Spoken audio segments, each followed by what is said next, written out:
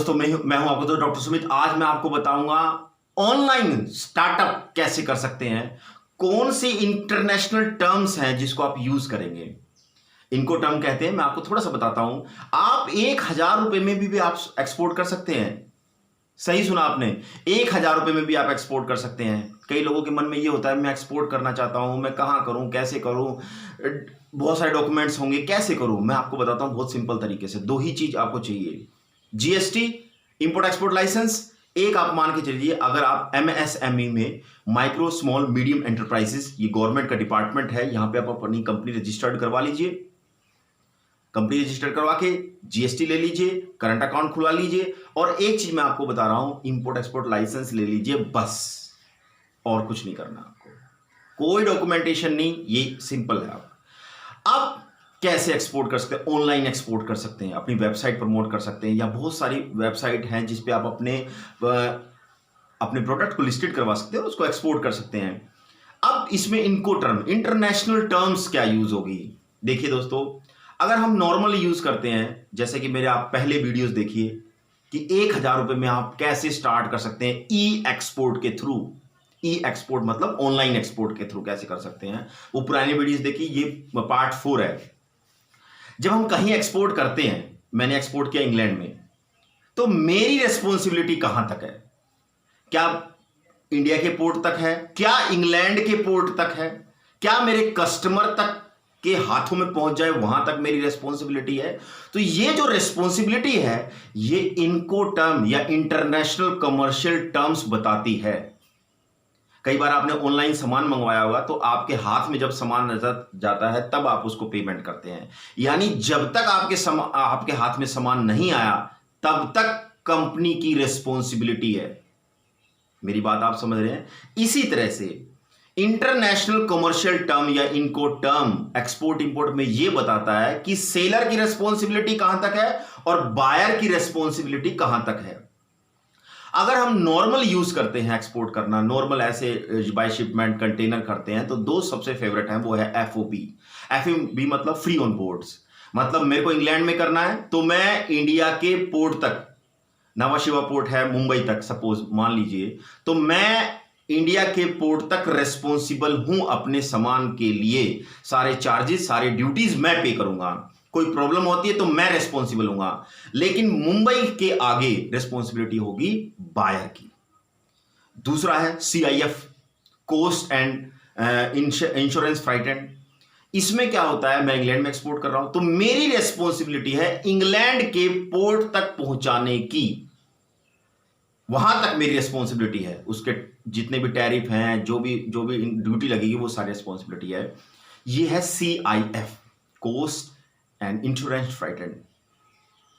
अब ये normal export के लिए है इनको टर्म्स। अब मैं आपको बता रहा हूं दो इनको टर्म जो यूज होती है ई एक्सपोर्ट, ऑनलाइन एक्सपोर्ट करने के लिए। कुछ भी मैं भेज रहा हूं ऑनलाइन एक्सपोर्ट करने के लिए, इसमें दो हैं। एक है DAP, DAP, delivered at place. DAP, DAP, delivered at place. इसका मतलब क्या होता है? कस्टमर के हाथों में सामान पहुंच गया, वहां तक मेरी रेस्पॉन्सिबिलिटी है, बट कस्टमर उसको लेने के लिए अपना आईडी कार्ड, उसकी इंपोर्ट ड्यूटी वो कस्टमर पे करेगा। इंपोर्ट ड्यूटी वो पे करेगा। मेरी बात समझ आए? डैप, डिलीवर्ड एट प्लेस, उसके हाथों तक मैं पहुंचाऊं, क्योंकि ये एक्सपोर्ट है, एक्सपोर्ट इंपोर्ट है, तो कस्टमर तक वो पहुंच जाएगा, कस्टमर के डोर तक पहुंच जाएगा, लेकिन कस्टमर उसकी इंपोर्ट ड्यूटी पेमेंट करेगा, अपनी आईडी देगा। ये सारा कस्टमर का काम है, बायर का काम है, जिसको मैं कह रहा हूं, तो डैप कहते हैं। दूसरा डैप में कई बार कस्टमर जिनको पता होता है, वो तो इंपोर्ट ड्यूटी दे देते हैं, लेकिन जो नए होते हैं उनके लिए बड़ी थोड़ा झंझट की चीजें हो जाती हैं कि यार इंपोर्ट ड्यूटी, मैंने 100 रुपीज की चीज मंगाई थी, 50 रुपीज तो इंपोर्ट ड्यूटी लग गई।